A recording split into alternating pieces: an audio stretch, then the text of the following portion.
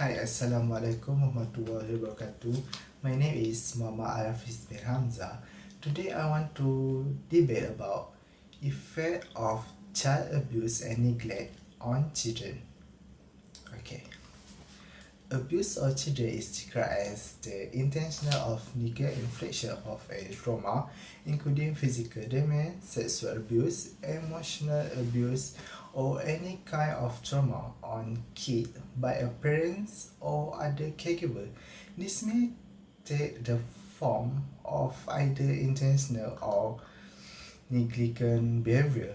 A kid is considered neglected when a caregiver does not meet their fundamental requirement as a human being.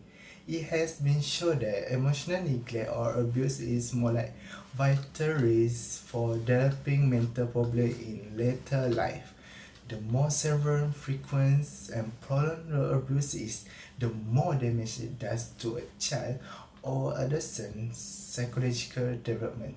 If the atmosphere is conducive to such behavior, the stress of individual experience in their life may be first ground for child abuse. Okay, this category may also certain like bonding failure, which describe a situation in which parents and kids cannot develop attachment for one another. Abuse and neglect of child may have lifelong effect on the children, teens, and adults who experience it. It may impact on personal body, mind, behavior, and social life. Abuse or neglect may result in various injury, including like bruise, cuts, fracture, bleeding, and even death.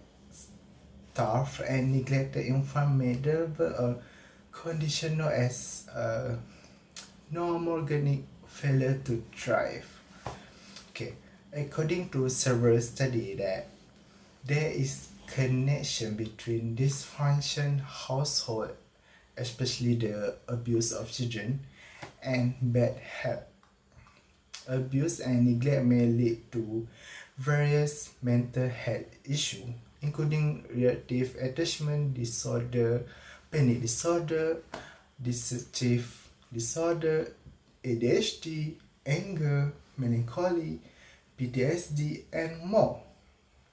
Abuse of a sexual nature between a parent and a kid is associated with an increased risk of transmission of suicidal behavior.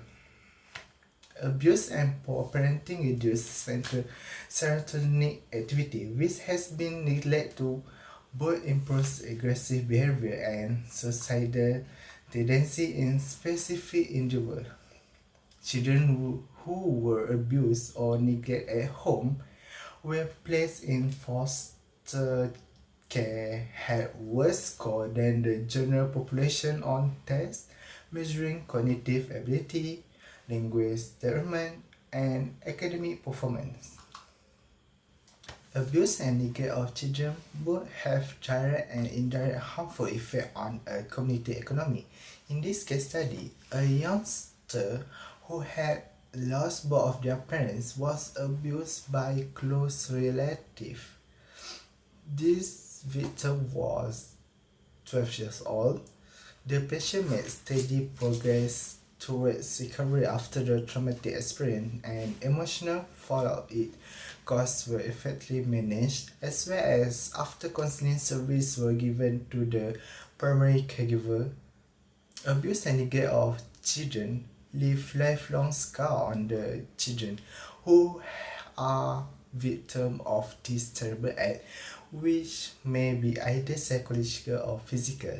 According to the various behavior theory, the development of aggressive behavior is said to need either positive or negative reinforcement. Acute vulnerability to mental and physical health problems such as anxiety, depression may be increased if the child is exposed to violence at an early age. Abused parents and their Children may build dysfunctional pattern of parent-child integration that foster conflict and antagonism. This pattern may be passed down to the children. Schema which comprise people conception of the parenting of role in general and their expectation for children are connected to abused child behavior and parenting reaction. This is because abused child behavior and parent response are linked to abused child behavior. The mental script that parents use to raise their children are influenced not by just their own life experience but also the experience of their family and the culture in which they are grown. Research conducted on a national scale summarized the frequency and severity of child abuse and neglect. Research concluded that individual reference in a setting of child had little influence on the various forms of child victimization. Those of higher socioeconomic strata are more adept at hiding their abuse or are more likely to engage in psychological abuse rather than physical assault. This combination of trends that may have persisted for decades or even generations is the occurrence of child abuse against children. There is a possibility that the adverse effect on the child physical health, mental state, or behavior will be either transient or permanent. Having a more permanent family, having more excellent pay, and living in an urban setting instead of a rural one are all factors. Growing up in pleasurable and safe atmosphere is a right that should be extended to children. Okay, that's all debate that I want to present. Thank you for hearing me.